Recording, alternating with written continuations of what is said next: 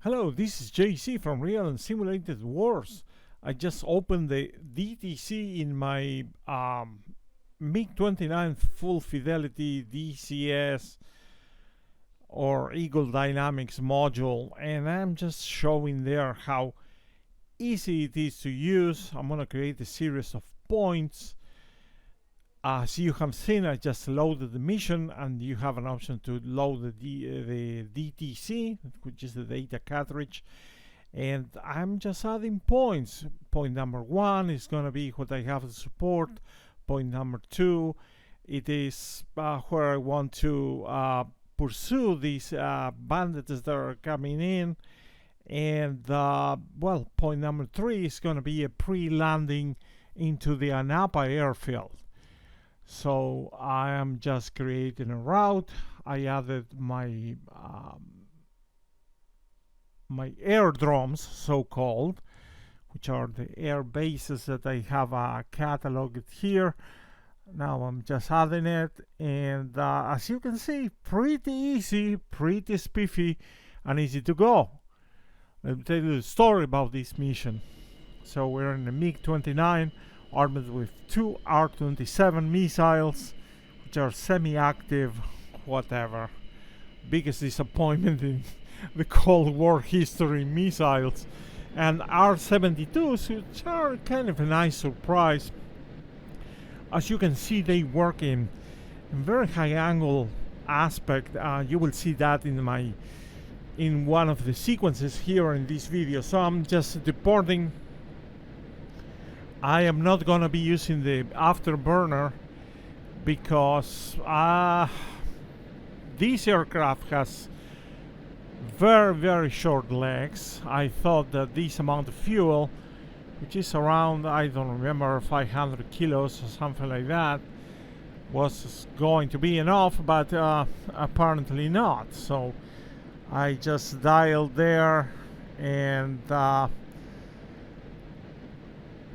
I am heading towards the area of conflict, and as you can see, I'm getting some reports of bogies down there. This is not true GCI, it is just a couple of EWR stations that they added into the game. They are pretty much selectable from the menu. I added some protection to them, some shield casts, because these are basically A-10 magnets. A-10's A's are headed towards the area of interest, and we need to offer some sort of air cover for the for some ground troops that are moving near a bridge. I'm gonna briefly show you them. So I'm just fencing in because I have very bad memory. So I just activated the cope mode, and now I'm going into radar mode. And the first thing I have to say, please stay away from the auto mode for the radar and use the head-on or the anything else, the pursuit type of profile. That seemed to work a bit better for us. This is the pursuit mode for the radar, and well, you have a switch over there which has been nibbling around, and is for head-on and rear hemisphere of the enemy aircraft. So right now I'm using the directions from the quote-unquote GCI. This is not true GCI. It's just in electronic warfare mission. Good enough for these type of setups. I just wanted to see what is the dealio with this. And well, I mentioned it. The R-27s are complete disappointment. The radar is so-so if one compares it to the Phantom radar. It is workable. For me, the impression that I have it is that it works when you know where to point it, of course, but the refresh rate is atrocious, and cannot keep lock very, very far away. But you will see in this mission I got very nice locks, so no too many complaints in that front. We will see what is going on here.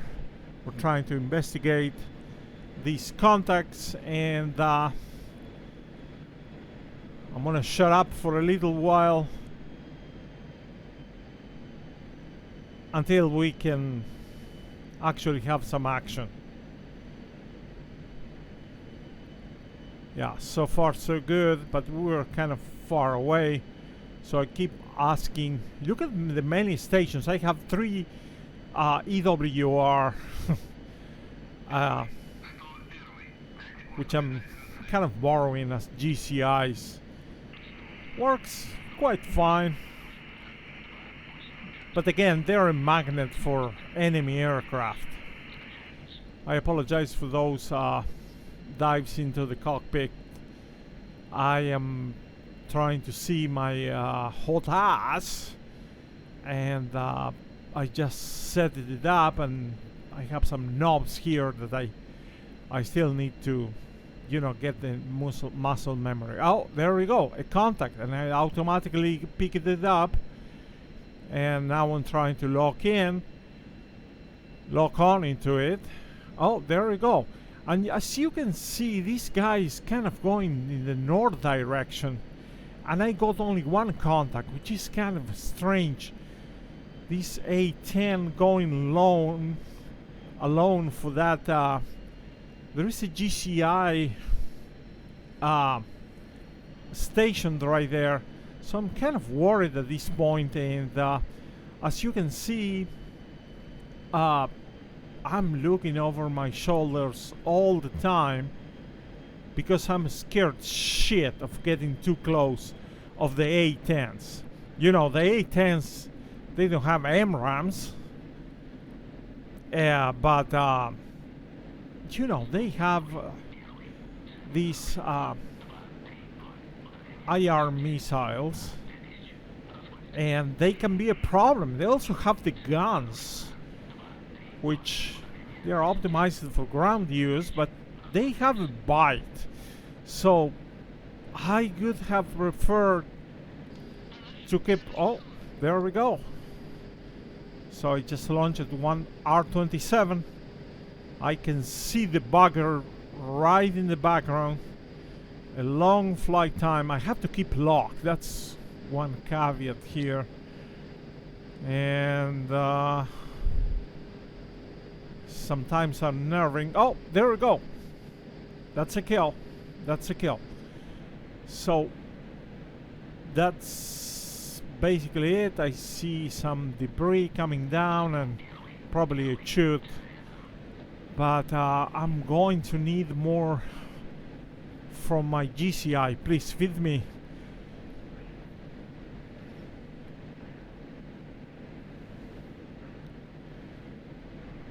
Tell me something.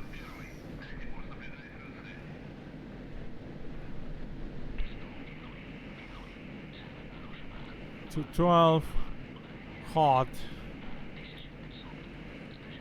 So I just briefly engaged the close combat mode because just in case I have somebody in my butt, I want to be able to quickly lock it. The helmet mounted thing is nice. You will see I used it for another kill, but you better be having your head steady on top of the target, otherwise, you know, you will not get the lock. That's a chute.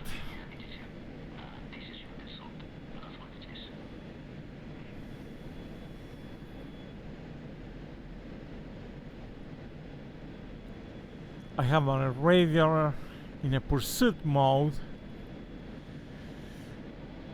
and let's see if I can grab anything.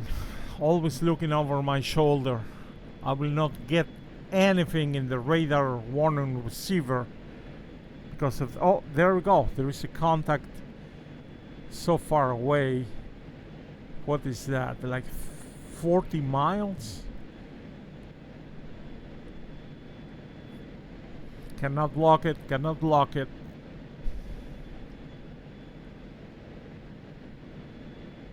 And there it comes, please. Oh, there we go. Lock. And I have my second R27 loaded over there. Oh, lost lock, lost lock. Must be the hills over there providing some interference. Not a good situation. Regained lock. And I'm just waiting to get into range. I'm at 1,000 kilometers per hour. These are not knots, of course. And I'm just waiting to get my second R27 off. Coming to range quickly. Oh, I can see it. That simplifies the things. It is right there above the horizon.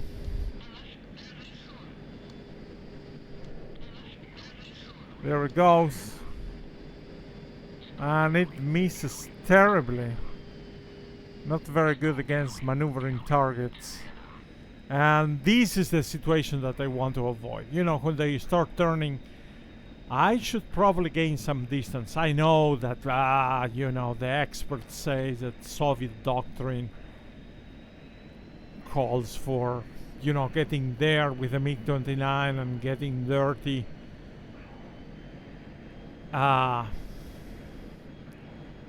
have read quite a bit about Soviet doctrine, and pretty much they use these type of aircraft as frontal aviation. World War II frontal aviation, by the time that the Cold War was going on. So I achieved the lock and I launched it. I launched the R-72, but I'm launching. Oh, there we go. Did you see that? Very to the side, very to the right, and I got a kill. That was fantastic. And now you will see me kind of looking for contacts and missing one more time with R-73s. Not too much to report here, but disorientation and well, I need a wingman and I need maybe at least a flight, but this mission was just to show how the aircraft handles very well. It has a lot of acceleration. It's very easy to get into a situation where your maneuverability goes down because you're just, you know, achieving too much speed. Again, I have rarely engaged the afterburner. I believe I did it for the first kill, and it was just to get into range and to provide the R-27 with enough kind of kinetic energy. I didn't want to go above him, above the target, because I feared losing lock. But you see, the radar works moderately well, and but there is a lot of like window like canopy out type of Soviet mentality, which is, I believe, is great. And all the aircraft that I played for the red side, that's a constant. Even the low fidelity ones, you need to be watching out. So I have another lock, and I'm getting into it. I just can't oh, whoa, look at it. That's a Shilka from the GCI engaging this guy there he is. I just launched it, and wow, he's damaged. He's damaged. Oh, but I don't have any more missiles, and honestly, my gunnery leaves a lot to be desired. So I don't have too much fuel left, so I'm gonna take a couple of round practices to see if I can relock this guy, and you will see I couldn't get a good solution. My situational awareness was really very, very low. It was down there with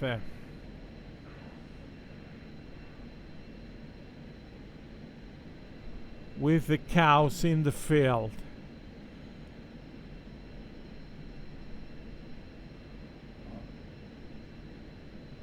I'm just pointing towards where I'm told. Switch it to the radar to the head-on mode, but no avail. There is no contact.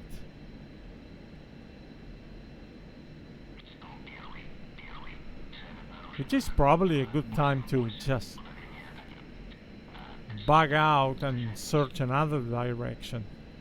But pretty much, you know, these ground stations, which I call GCI, they're, you know, moderately good. I'm just switching to held-mounted display because I have just regained contact. As you see, I cannot get a hold of it. It was head-on pass, and I see he's losing some, I believe it's fuel. White is fuel, and black it is oil. That's the way I remember it from IL-2. So I won't be able to regain a good lock with this guy, if I remember correctly.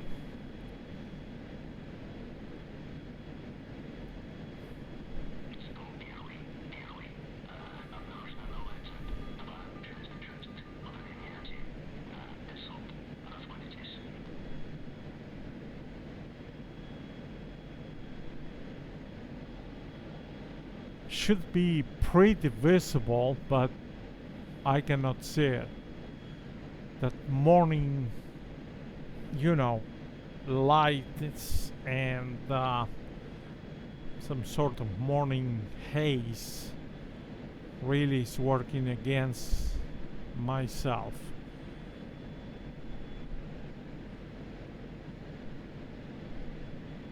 But anyway, I'm gonna shut up now and open up for some further comments when we're close to the landing phase.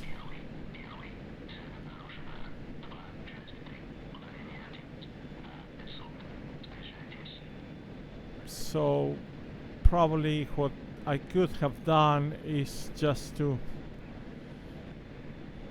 because this is just turning and turning, churning and burning, with no success. So I'm gonna clip the video right here and provide some comments, kind of a fast forward towards the landing part.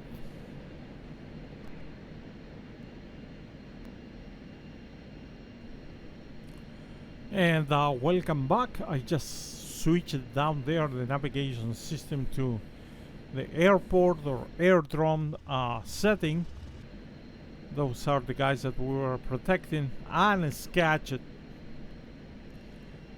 was a combination of the you know, the misfortune of the A-10's attraction to anything that appears to be an air defense. I should have probably set up my mission in a different way when it comes for the enemy flight. But anyway, that's for another video. So I'm switching now to navigation mode. I am not yet familiar with the return mode, and of course neither with the automatic landing system or whatever. But in any case, Anapa airfield doesn't appear to have even an ILS as far as I know. I see two radio beacons at both sides of the runway. We're now using runway 22, but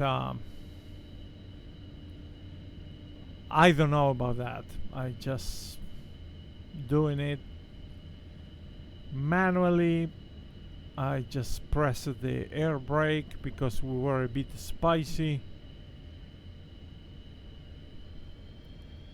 And now we have both the landing gear and the flaps down, and well, it was quite a nice mission. It was enjoyable. I think it showed for me the mission what I was looking for, the limitations of the radar and the limitations of the missiles, and why there was this claim that you know, these aircrafts were not built for BVR, or if they were, they came short out of the F-15, which is a complete monster. So I'm gonna land here and stop the video. Again, I really appreciate your attention, and we just made it safely to Anapa. We're at 100 kilos of fuel left, not too much left. So thank you very much, and hope to see you in the next one.